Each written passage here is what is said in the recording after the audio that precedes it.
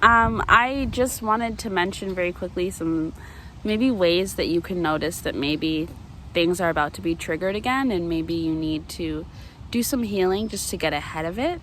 Because I did get signs, like I had been drinking a lot recently, and one, because I had circumstances in which there was drinking, like my sister got married, so there was a wedding and I was drinking, and then my sister's, we went dancing, so there's a party, so I was drinking, and yeah, but then I'd also been like having weed a lot, like taking edibles. I don't smoke because I have asthma, but I had like my edibles like every night, which I don't do because I understand, first of all, my family has a history of addiction, so just can't do things like that. And I also understand when it's being used as an escape thing, and I was using edibles a lot during that period of my life.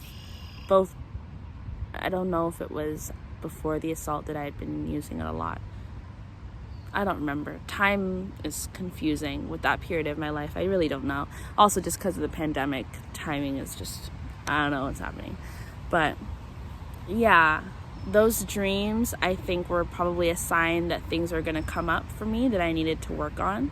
And just not even work on like it's a job, but just acknowledge and be open to the fact that they might be surfacing, and not be too traumatized by it just, coming up. It was kind of like almost like the universe was just letting me know that, there's still a little bit more, and just this might resurface, so just keep in mind. And so if you're having dreams, it might be because there's just some things that you need to still be working through, or just be aware that things are you're gonna be feeling things, just like as a little, it's almost like a nice like soft reminder before the thing comes up. So that's one way to know that maybe there's something going on. And then if you have any vices, like for me, like my edibles, more than drinking, because drinking is more social, but my edibles I would like take when I'm alone. And while I don't think there's anything wrong with weed, I do think everything is about moderation. And for some of us, it's a thing where you really do, it can't be a daily thing. For me, it can't be a daily thing. And that was just something that I noticed was becoming a daily thing for like a good week, maybe even like a week and a half. And even though that doesn't seem like a long time, it's kind of it's a lot. And I know that I was using it as an escape form, and it's just things that you have to be conscious of, especially when you have trauma, because that can easily turn into a thing that it just becomes a way to just not be present, and that is not good. And God. And the way that I also knew that it wasn't just like me having fun and, giving myself a cute little moment, is because I wasn't getting high and then like dancing and having fun or doing art or being creative. I was getting high and then just like sitting there and feeling high, but like bleh, which is not good. And like with drinking, I wasn't like having a fun night and then waking up and like being like, had a fun night. Blah, blah, blah. I was like feeling heavy, and I felt it very heavily in my physical body. And I just feel like when that happens, it's usually a sign. I've also been sick a lot recently, which I feel like is just a sign that my body's trying to fight stuff that's coming up, and I need to just let it come up and come out and solve it and pinpoint the problem and work through it. And so I don't know, I'm just letting you know what signs happened in my real life that showed me that I was dealing with something, just so that maybe you can also be aware of what signs, or just be present that, or just be aware that signs might happen in your life that show you that there's something that needs to be dealt with as well. So honestly, just try not to shame yourself as you're dealing with all this, because it's just like, it's not a pretty process. It's very ugly. It is, but ugliness is important. Things need to be ugly. Things can't always be pretty, and you just have to and don't judge yourself for how you're existing through your healing process. If you're not like wearing crystals and being like, I am a sun goddess, and I love healing because then I love everyone and I see myself, like, fuck that. Like, if that is your energy, that's beautiful, but that's also like, girl, you can also be irritated, and you can be a bitch, and you can be annoying, and you can have all these emotions, and it's okay. you do need to be responsible for the way that those emotions end up affecting other people, because we're adults and we have responsibilities over the way that we exist in other people's energy and the way we allow our energy to affect other people. But when it just comes to you and yourself, let yourself be everything. Because I promise, when you let it be instead of fighting it, it'll pass, rather than you fighting it and being like, I don't want to be this, I don't want to be like resentful, I don't want to be angry, I don't want to still be sad or hurting. Then it's just going to stay, because you are really claiming that energy by like interacting with it so heavily in such a combative way, when it's really just yourself trying to be like, hey, I'm existing too, and I would love to be felt so that I can go to sleep. So yeah, that's what I've learned, and that's what I've noticed. And it's a learning process, so we'll continue to know more things as time goes on. But I just wanted to share this. And yeah, now I'm really going to go and get my Starbucks. Goodbye. I know that I was just saying that I was going to go, but I also just thought of something else. If you're someone like me and you have lived your life in a very bubbly, sweet, charming kind of energy, and you've noticed yourself maybe growing more what maybe might feel like more cold or mean, try and recognize the ways in which that's you actually growing more cold and disconnected and distant, versus you just having boundaries and you just respecting yourself and you just being an adult. Like, it's been hard for me because as a kid I was always very sweet and like smiley and bubbly, and even as an adult I'm still like that sometimes. But I'm also like, sometimes I'm irritated, and sometimes I'm not interested, and sometimes I'm just kind of short and like blunt, and I have my boundaries that I'm working on, and I don't want to give my time, and I don't want to listen, and I don't care. And I struggle because I'm like, don't be a bitch, don't be mean. But I'm also like, you're not being mean, you're just like protecting your energy and your space and your time, and you have every right to do that. There's nothing wrong with you doing that. Just try not, and especially because if you are like that type of person who's a little bit more sweet and nice and kind, and then you go through traumatic things, or you just grow up and start to have boundaries, that like thing about you changing, or you're mean, or you're being rude, or this journey for you is actually not making you better, it's not making you're actually becoming all of that can be weaponized against you. And that's another boundary that you're just gonna have to, having the courage to be disliked. I've seen that come up on my YouTube feed a few times, and then even Queen's Cup did a reading about that this week, and then I've had this book come up for me, having the courage to be disliked. And that is what that's my biggest thing that I've had to work on, and I'm still working on it. But I'm getting better at it, and I'm happy about it, because honestly it's been liberating, not having to be sweet and smiley to people that don't deserve it, or when I just don't want to be. Like, I'm sweet and smiley, but I'm also all these other things, and that doesn't need to be my base personality. It's a huge part of me, and I love that part of me. It keeps me happy, and it is my inner child. But we're also sassy, and we also have boundaries, and we're also an adult with experiences that have shaped us to help us understand how we can grow to be a more full version of ourselves that is protected and supported by ourselves as well. And so, yeah, being a little rough and mean is sometimes it's not mean. It's just like meanness at its core energy, rather than like the ways that it's like hurtful to other people. It's like good sometimes. So yeah, but that's it. Okay, bye. What is that? Okay, hello. So I got my Starbucks, and now that I have it, I got a blonde, what's it called? A brown sugar oat toasted vanilla thing, and I got a venti. So it's good. But now that I've began talking, I'm just in a talking mood. So I think I'm going to keep sharing. And I wanted to talk about, so I want to talk a little bit about how it's still difficult to deal with all of this and then also still want love and still want sexual intimacy. Like, I didn't want to be with anyone immediately after. Like, it just wasn't something I was thinking about. But like, my sex drive didn't change, and like, I still grow more and more into a sexual being. And like I've said before, I feel like sex work is something that is going to be a part of my career, which is even, I feel strange even saying.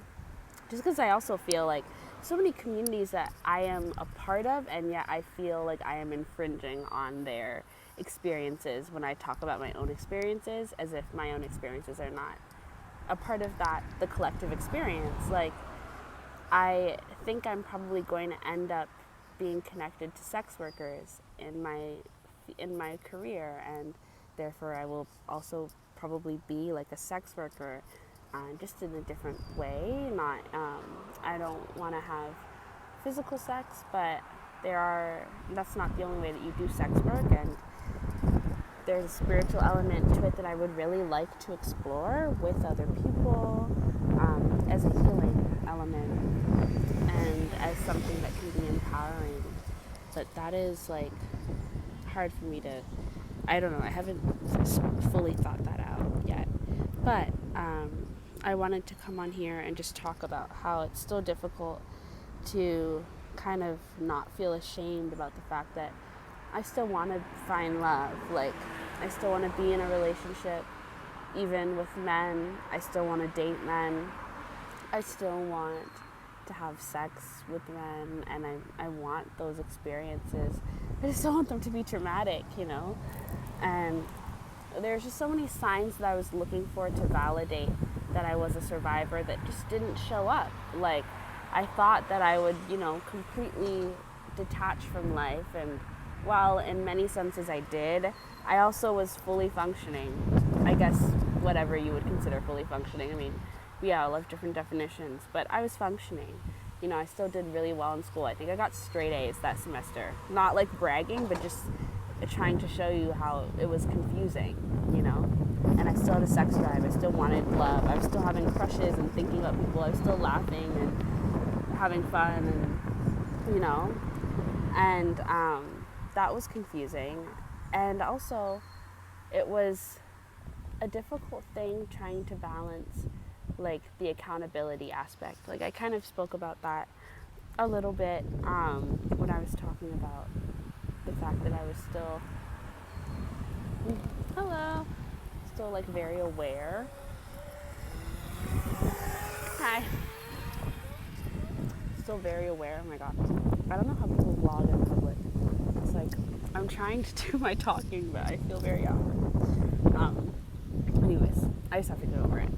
Anyways, but I was coming on here because I wanted to talk about the balance of accountability.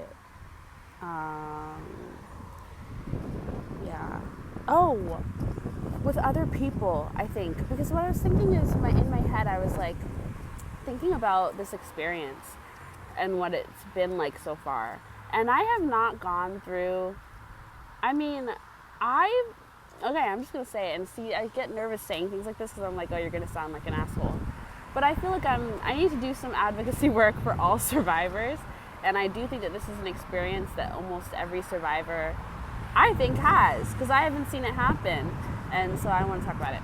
I don't think that I have had a single time throughout this experience where I have been like, oh, I'm a victim, and really been wallowing in the fact that I was assaulted, and like really been like deep in my trauma, and like, just sitting in it and making it known. I have not had a single period of just like complaining and being very upset and sad about it openly. If anything, it's been privately and to myself, and even as I complain about it to myself, I find a way to turn it around so that I also need to be accountable and work on myself and grow and heal and change. So I haven't had like a period of time where I've just been like, oh, the victim, and that's just the way that I would operate. And I say that because I feel like a lot of the narrative around this experience and what I hear about survivors is like, or like a point that's always being made is like, oh, you can't wallow. I don't know any survivor that has wallowed. Like, yes, you're depressed, and yes, you're sad, and you're feeling anxiety, and you're being triggered, but most of us, like, we just keep going. We just figure it out, you know? There is no wallowing. Like, I don't think that's happened. I haven't wallowed. I haven't gotten the chance to do that, and I don't think I will. I don't even know how to do that. I don't know how to sit in something and really let myself just be like how like the quintessential like victim. I don't get to be like, I don't do that. I don't get to do that. I don't feel like most people who are victims get to do that. It's usually the people who are the perpetrators that get to do that, you know? So I'm just so sick of that whole narrative. And not that anyone is particularly pushing that up against me, but it's just something I was thinking about. You know what, I was thinking about it because I was thinking about like the way that how I was showing up in other relationships because of what I was going through, or I guess in addition to what I was going through and also just other stuff. And I still feel like I was a really good friend. And I guess this is getting into how you know when ties need to be cut. So the assault happened first and all of that, and I broke up with him, and then in August of that same year, I ended up ending that big friendship with that friend group. And yeah, then we didn't speak, and then I ended up speaking with one of my friends, or one person who I was good friends with, who we're on really good terms with now. I don't think we're friends, but we're still on good terms. But we ended up speaking because we needed to close that chapter. And that was this recent February. And she had basically also come with a bunch of messages from the girls that I wasn't friends with and I hadn't spoken to. And one of their notes was about how they were aware that I'd started like a spiritual journey, but that like your healing is not, you can't, like you need to also be mindful of how you affect other people while you're healing. Something like that. And great point, valid point, even though in this particular situation it did not apply, you know? And I accepted it in that moment because I didn't have anything in me to fight. The only thing I ever fought in that moment was like an accusation that I had triggered somebody's abandonment issues, because I just couldn't take that. But yeah, I didn't have any energy to fight anything, and I was mostly in my apologetic bag. I felt like shit, and I didn't want anyone to be hurt, so I wanted everything to be okay, and I wanted to fix things. But it just made me think about all the ways that we continue to just like do things for others and try to make sure other people are okay as we're just trying to survive. It's just such bullshit. And, you know, there's still the responsibility I had because, you know, I didn't tell anyone. I didn't say anything, so it's not, you know, I can't complain about people not being there for me in that aspect because I didn't say anything. But I do think that I feel like sometimes we just need to cut ourselves some slack. Like, yes, maybe I could have shared what was going on, but I didn't, because I trusted my instincts in that aspect, that I knew that sharing was not going to do anything for me in those relationships.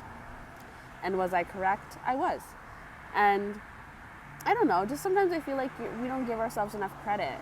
We're always trying so hard not to be the victim, and trying so hard to be self-aware and to think about what we could have done better and how we could not get ourselves in situations like these again, that we don't give ourselves any credit for all that we did to protect ourselves, and all that we did to take care of ourselves, and all that we did to survive. I mean, that's why we are called survivors. It takes a lot of resilience and strength and bravery and courage and incredible effort and willpower and will to live to go through something like this and keep going. Like, you know, I don't think this was the original point I wanted to make, but it's a point I'm making because I feel the need, and I'm in a sassy mood, so I've got a bit of an attitude, and yeah. But I guess that's all I wanted to say in this particular moment. So if I have anything more, then I'll come back and add it. Ooh, also, on my TikTok page, For You page, there's been a lot of trauma, like just trauma dumping. I don't know why. Like I don't feel like I'm attracting that because I don't like content that's traumatic. I like to keep my page very cute and humorous. I don't really like the dark stuff. Like dark humor is fun, I guess, but for me, dark humor is like an in-person type of event. I don't want to listen to dark humor from people online because then it just like sticks with me and I don't know if they're actually okay. Like they're usually not, and it's usually something very traumatic.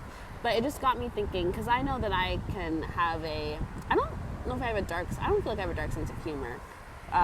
Maybe sometimes, but I know that I laugh a lot and I can be very like chickadee chick chick chick about stuff because I'm in a better place than I was like a year ago dealing with these things. So it's not as hard to talk about it all the time. Obviously, it's still hard, as you could see.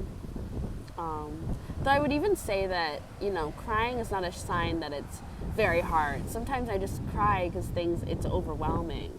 So then my emotions are overwhelmed. But it's hard talking about it even when I'm talking like this or even when I'm laughing. So physical emotions are not a sign that something is really affecting someone. Sometimes people just have different emotional reactions to things. I don't know why I'm saying this. I guess I just was thinking about dark humor for a second. And also that you don't feel obligated to make jokes about your trauma. Like, I know that right now for Gen Z and millennials, like, dark humor is our thing. And, like, it's a bonding thing. But you don't have to, like, make jokes about it, You don't have to post that, like, funny but like also traumatic TikTok, You don't have to. And like you could also just like keep it between you and like people who get it. It doesn't need to be out there all the time. I don't know. I just like feel protective over people sometimes, and I see things like that, and I'm like, that's a lot. And is that funny? Like I know it's dark humor, but is it even humorous? Like no, not really. And did you even make like a funny joke? Like not really. You really just trauma dumped and then like did a dance to like a funny song, And I feel like those are the times when it's like, you guys, let's take care of ourselves. I really think what it is that people just need a place to talk about their things, but none of us have anywhere to talk about our things. So we just dump on TikTok or on social media. I feel like TikTok is the place to do it because you can like put a funny sound over it and then it's like funny. But yeah, I don't know if a lot of dark humor is actually even people like, it's not humor really. Like dark humor is like The Office, I feel like a lot of the stuff that we see framed as dark humor now is really it's just trauma, just existing as trauma over a funny sound. So yeah, I just wanted to add that because it came to mind and it made me think of things. Yeah, I guess it's about boundaries as well. I just wanted to say that the other irritating thing about timelines when it comes to healing from any type of trauma, but I'm specifically talking about sexual trauma, but also I guess because I feel like my friendship trauma and the sexual trauma in that relationship just go hand in hand with like the boundaries and things like that. Anyways, the point is that it's hard to know, like, because I want to be validated and I was looking for a lot of validation from my outside circumstances, there's so much shame I felt around doing anything that felt like it could take away from the legitimacy of how I was feeling. Like, I'm a naturally flirty person. My Venus is in Leo. I'm a Leo rising. I think those contribute to that. So sometimes I like to like look at people and just like be a little flirty, or like walk down the street with like a sense of like goddess energy in like a flirty sense. But I don't know. After being violated, I feel like weird around that.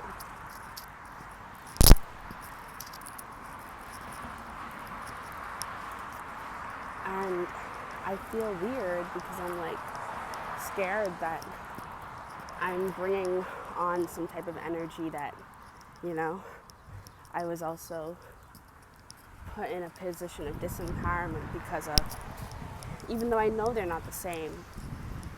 I don't know. I guess it's another way that we blame ourselves for what happened.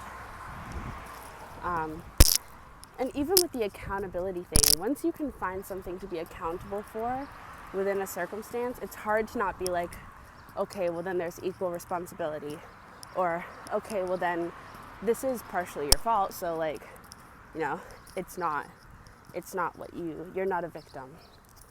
It's hard to feel like, because it feels like you have to be in totality victimhood, or in totality like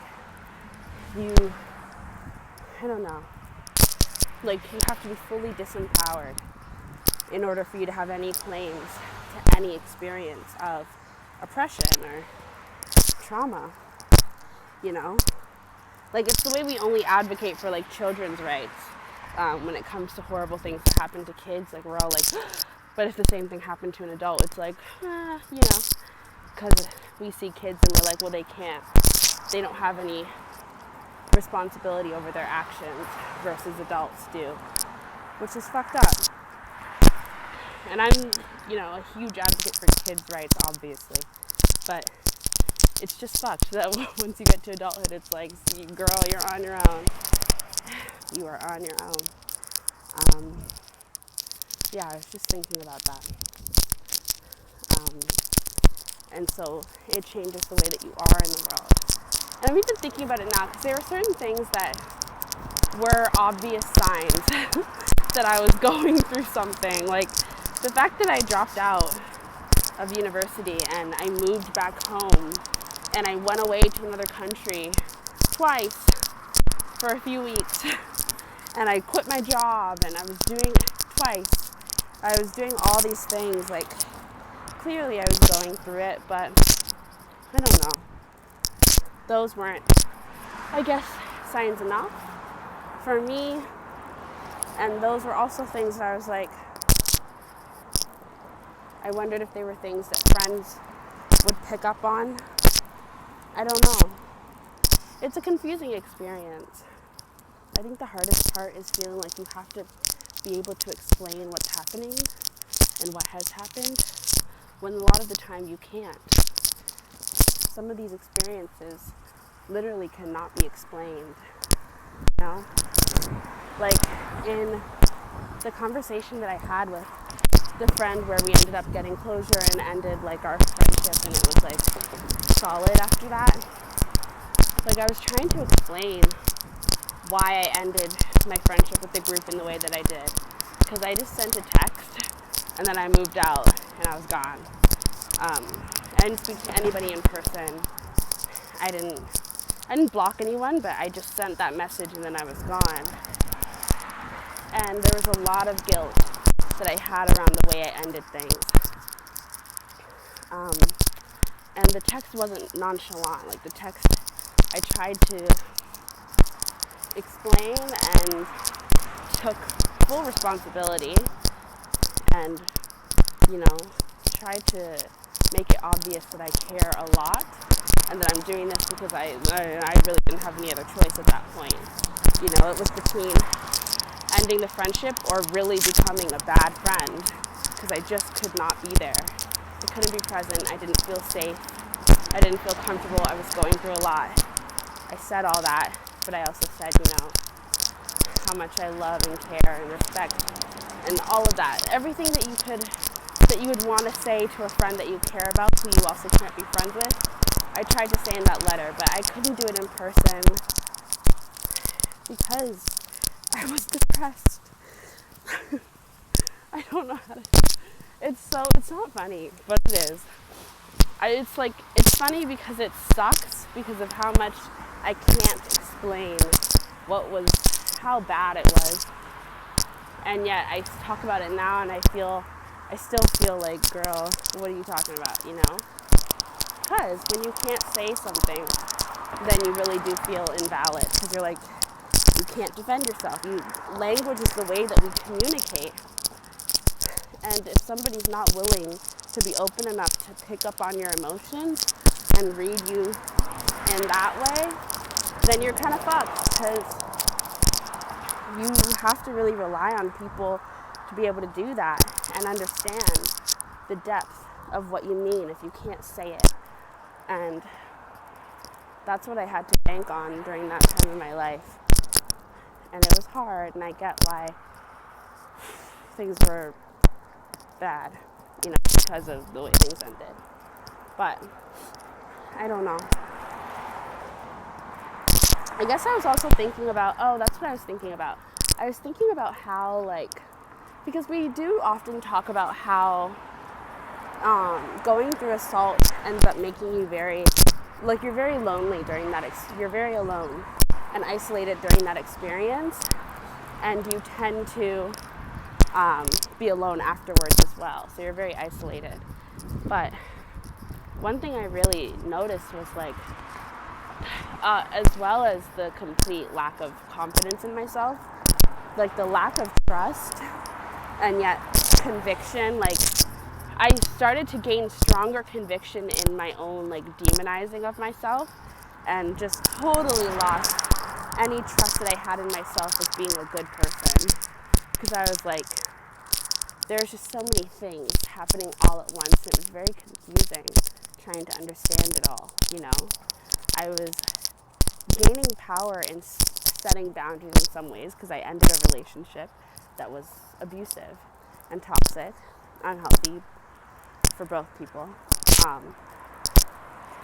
And then I was ending friendships and moving out of stages in my life that weren't good for me. But I was also not trusting anything about myself anymore, because how could I? I got myself into a relationship that I shouldn't have been in, and now I'm trying to claim that I'm a survivor, and I'm leaving a friendship of 3 years, friendships, plural, of 3 years, and moving out and quitting jobs and dropping out of school, and look at all the ways that I've messed up my own life. These are choices that I've made, so I just completely lost trust in myself. And it was hard, because it was me, a depressed and sad and traumatized person, both trying to dig myself out of a tunnel, but also trying to hold myself accountable, but also trying to hold space for myself, but also trying to learn and teach myself. And it was just way too much. I was trying to do way too much all on my own. And that is where that thing about you need to ask for help is so important. I really did try to do way too much on my own, and I'm still trying to do too much on my own. I'm still trying to be my own therapist, and I don't need to do that, but my anxiety around money stops me from actually investing in a therapist, even though I have insurance. So you see how anxiety is so ridiculous? Because I have insurance, but it's not it doesn't pay for it automatically. I pay on my own, and then insurance reimburses me, and I just get anxious about giving out that money originally, so I just don't go to therapy. And it's girl, you have insurance. But I can't beat myself up about it, because it's just, we're doing one thing at a time. Yeah. But that loss of trust in yourself is really deep. And it's maybe one of the worst things. You just stop believing in yourself completely. You just lose yourself and lose all trust that you're able to protect yourself. And when you've been your sole protector, just in your head, because, the child in me feels like I am my own protector, it was the worst. It was honestly like a death. It sucked. Hello. I'm just, oh my God, I think that bird is pregnant. Because their belly is so big. I think that birdie is pregnant. Oh, That was really sweet. I was just walking around the track. I was walking around and I was singing my heart out. I really love singing outside, like loud. So fun. But I was walking around, I was singing, and I was thinking about what era of my healing I'm in with this. And I was thinking, and well, just kind of in general. At this point, I'm kind of morphing because even though there's like traumatic experiences and you have to heal from those, I feel like we're all healing from everything all at the same time. So, just in general, I think I'm in my like pissed era, you know, like pissed off, but also like, all right, I'm moving on, but also like, oh, like, you know, like I went through a phase in April where I was in my like reminiscent era, not around my relationship, but around my friendships. Like I was having a lot of dreams about them and just feeling like, you know, like all I could recognize, because there's a lot of good. So I was just recognizing all the good, and I was having nice memories, and I was having nice dreams, like, you know, where like things were kind of okay, and like there was like no tension, and that was nice. That was kind of, I think that was kind of healing, maybe the closure I could get, because I don't think I'll ever get like closure like in terms of a conversation, which I think I'm okay with. I'm not even sure I want a conversation. I don't think I do. But yeah, I was thinking about what era I'm in with my healing, and I think I'm in my pissed off era. Like, just, you know, I'm trying to just let myself feel all of the emotions that maybe would be deemed like petty, but are important things to feel, and that I didn't let myself feel. Like, I didn't let myself be, you know, pissed and like irritated and like petty and annoyed. I didn't let myself feel those because I was feeling a lot of grief and sadness and guilt and shame and anger and all of those, like a lot heavier emotions. And now I'm just like in my pissed era, which is good because when you let yourself feel it, it's quite short-lived. Like I'll have like bursts of like pissed off energy, and then it'll kind of just subside and goes away. But if you hold it in, then you become resentful, and then you become angry, and you know, that's a lot. But yeah, I just realized I'm in my pissed off era, and it's okay to be petty sometimes. Just as long as you're not being petty in a way that ends up hurting people, like, I think it's fine then. Which is what I'm doing. I'm just kind of letting myself be annoyed, which is, yeah. I just wanted to update and say that, and letting myself be dramatic by singing out loud all my sad songs. One thing I did a lot is I wrote a lot of music during this time. I've written a lot of songs, just not all of them about the things that are going on. Some of them are just songs that I just wrote, but that was like a nice creative outlet, and then getting to sing them because I love music, so that's like my way to connect. So yeah, I guess I just wanted to come in and say that. I don't know if this is going to be the ending of this long video, but if it is, then thank you for listening. I finished my Starbucks. It rained for like a little, like 5 seconds, and then it stopped, which was nice. And you can see the clouds. I'll show you. The clouds. It's a little cloudy still. It's clearing over here. Overall, it's still a cloudy day, but kind of a nice cloudy day. One thing that I will say is I never thought of myself as having a pretty strong like will to survive. I've never been like I'm ready to die, but I've never like, you know, like I've never just thought about myself as being like, oh, I have a strong will to survive, you know. But I realize I really do, and I think that most people do, but we underestimate it because, you know, I'm really thinking about it, and I've had a lot of great moments these past 2 years, but I've also, like, it's been shitty. It's been crappy, and overwhelmingly so, and it's been a lot all at once, and I've found ways to continue to like protect myself and push myself forward and put myself in better positions. And so, like, even as I was talking about that lack of trust in myself and that lack of confidence and not feeling safe with my own decision making, in many ways, I realize how much I take care of myself and how well I take care of myself considering the circumstances of what I'm dealing with. And there's so much that I have to thank my traumatized self for, because she, like, that bitch was pushing through. She was going. She kept going despite it all. And it's just ridiculous when I really think about it.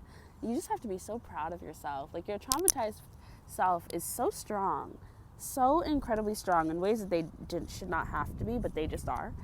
And you have to be grateful for them. Like, if you're going to be grateful for anything, be grateful for yourself, because you'll really fight to get through, and to get through in a way that's not just like living at the bare minimum, but really trying to give yourself something better than what you've had before, even as you're dealing with all this crap. I was just thinking about that, and I was happy about that, because I feel like I have a pretty strong will to survive, and I'm like, cool, okay, so I do want to be around here. Like, I've never been suicidal. I've felt like, you know, it'd be nice to not be alive right now, but I've never like actively pursued death, and I can totally get how you get there. I can totally understand how you would get there.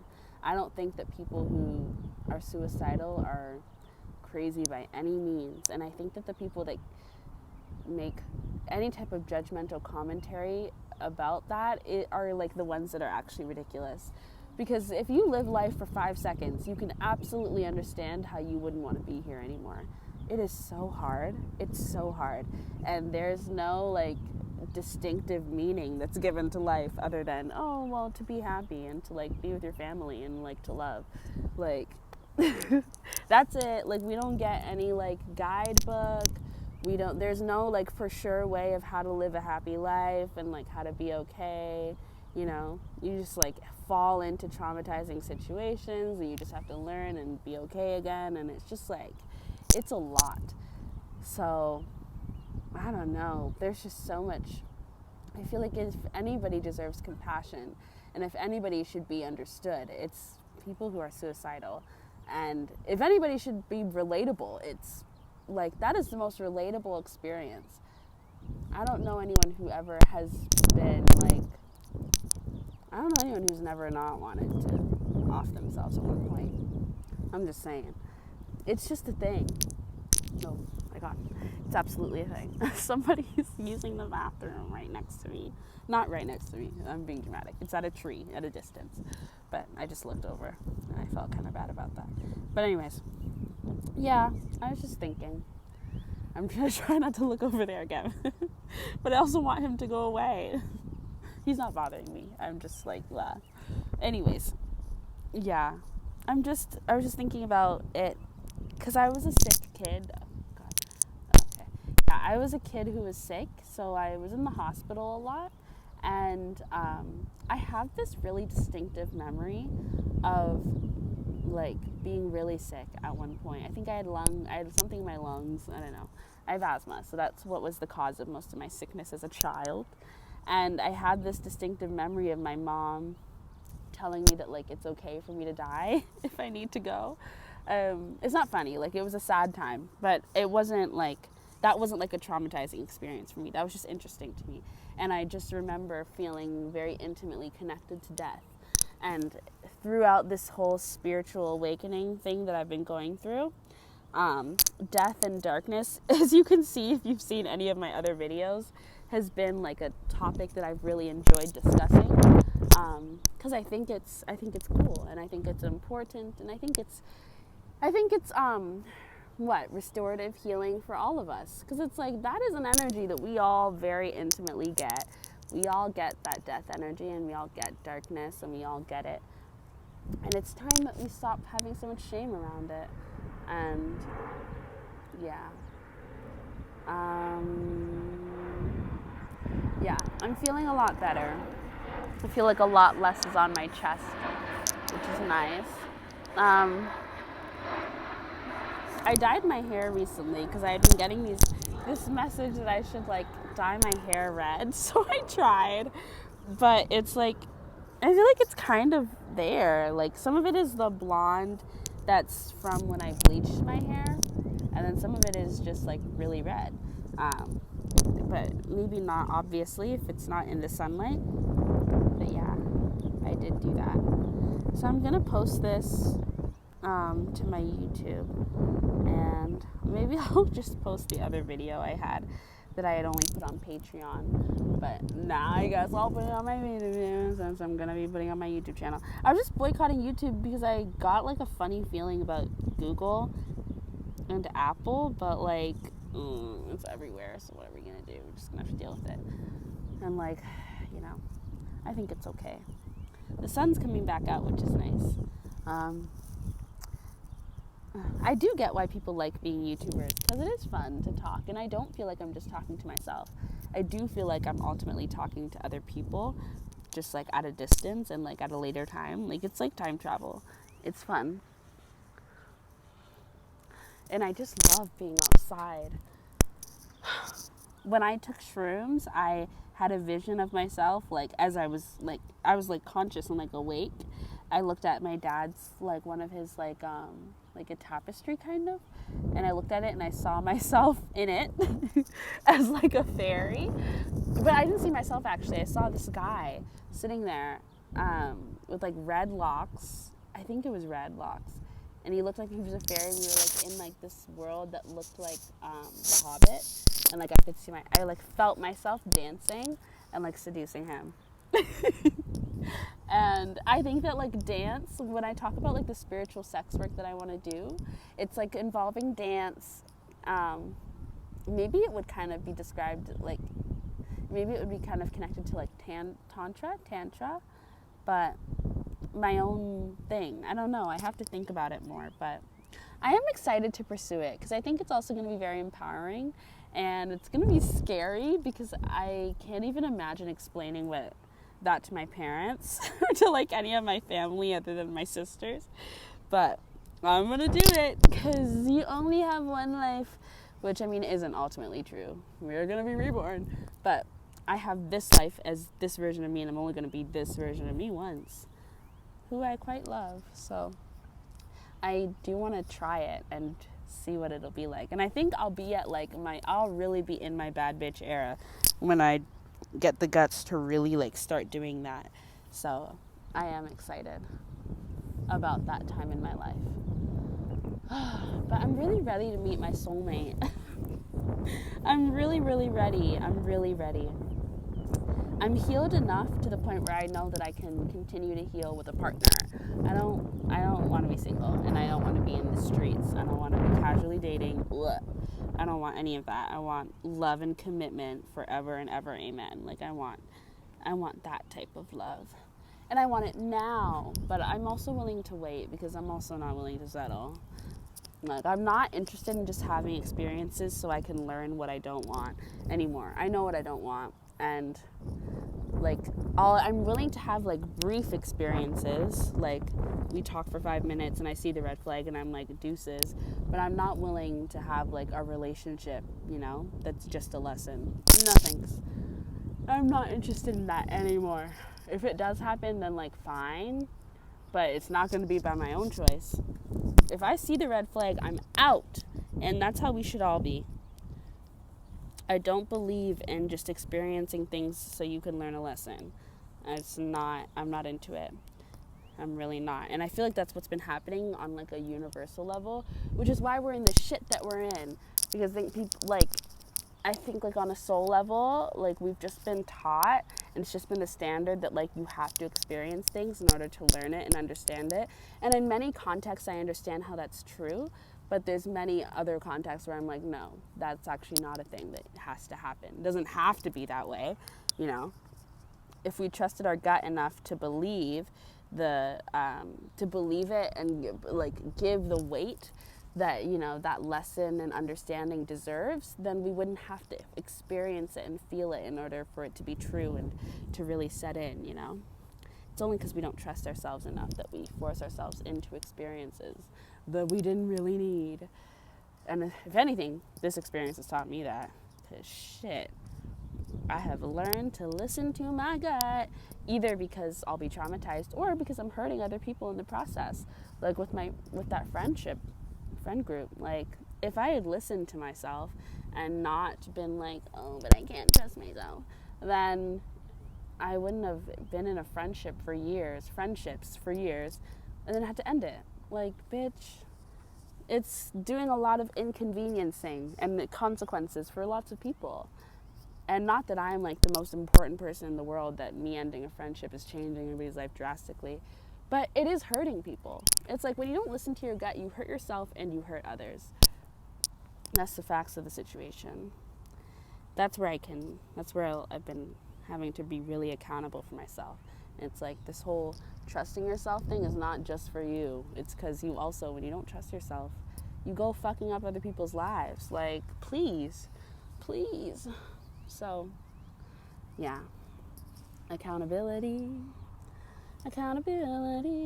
But yeah, the biggest lesson right now is trying to stop always having to be so self-aware to the point where you don't even give yourself a break.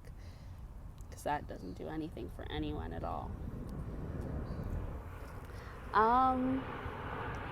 The sun is out again, so now I'm kind of like, I'm just like wanting to lay around. I might go lay on the grass for a little bit. I thought maybe I would share this song too, because this song was one of my more depressing songs. But listening to it now, it's just nice to kind of listen to and sing.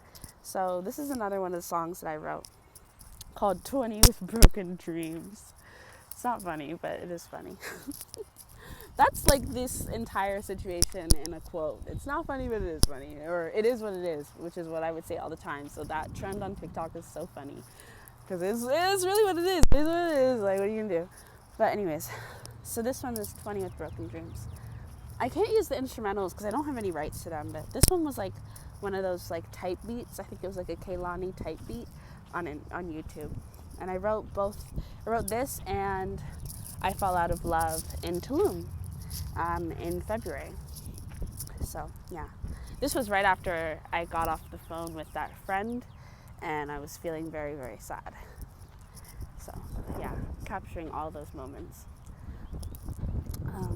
But it goes, 20 with broken dreams, I'm lonely, I was grieving all of me, you can't see, you don't care, it's your world and I'm just a girl who's not there, she's not there, who's in here, my body, that's not me, I'm not real, I can't feel, I'm losing friends, I'm losing time, I've lost myself, I don't need help, I need some space, could use your grace, I could use some forgiveness, and I know that I ain't shit, but I won't cry, I'll stay alive, I'll survive, I'll be fine, move on with time, you've crossed the line, don't apologize, when you know it means nothing, 'cause you know I was something, you took my life, I'm out of my mind, was 20, a baby, I couldn't see you hurting me, got so numb to the point where I feel bad 'cause I'm not here. I'm trying. I'm crying for relief. Just breathe. Just breathe. Just breathe. Oh, just breathe. You see me. I know. Just breathe. Oh, just breathe. That's that song. Like I said, kind of sad and, but it's healing in the way that I was able to capture how I felt, and it was release. It was a release, and now I listen to it, and sometimes I cry and sometimes I smile because I'm just like, I'm happy I let myself feel that way. And even though sometimes I feel like embarrassed about it and feel a little bit cringy, I'm like, why? Those are real emotions. It feels dramatic, but that's how I felt. And it's not dramatic, it's honest. So yeah, I guess I'm just trying to be vulnerable, and for my own sake, I'm also just trying to put it out there so I don't hold on to things like this just for myself, because these are things I would like to share, and music is something I really love to do. So I thought I'd just share it because why not? So yeah, that's 20 with broken dreams. So I thought that maybe the way that I would end this video is to sing one of the songs that I wrote that I really love and I feel like captures my heart in this whole period of my life. And it's called I Fall Out of Love, Deep Within. I don't know. I don't really have a title, I guess, but I Fall Out of Love from Deep Within is maybe one of the titles. And I've actually shared this song before on my channel, but I want to end my video with it. So, yeah. I'm just going to sing it. I'm not a professional singer, okay? So, give me a break. This is just my voice right now. So, and I don't have the background music, but I wrote it to the instrumental of Girl by Destiny's Child, which is one of my favorite songs of all time. So, yeah. I'll sing it now.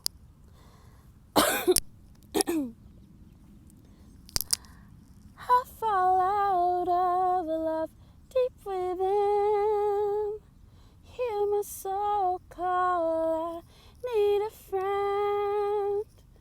Now you need me, so I keep giving. But what's left of me after I give you everything? Try to put down the weight of the world. If I need time, am I still your girl? No, it hurts you when I'm on my own. So, but you never check on me, never ask what I really need. I can't, don't text my phone. You never know, you just can't be alone. I've gotta go out on my own, falling in love with me again. And I won't, don't call my phone now, no. You're wrong, no, you can't be alone, oh no. I've gotta go out on my own, falling in love with me again. So that's the way I'll end this video. Okay. So maybe writing songs is a way that will help you heal as well. Whatever you can do to just get it out there. And then you also have like a memory of your healing locked up into like a little thing, and that's kind of nice. Shows you, your strength, your power. So anyways, that is it. I'm going to end this here because this is a long video. I feel like it's going to be over 2 hours. So good night and goodbye.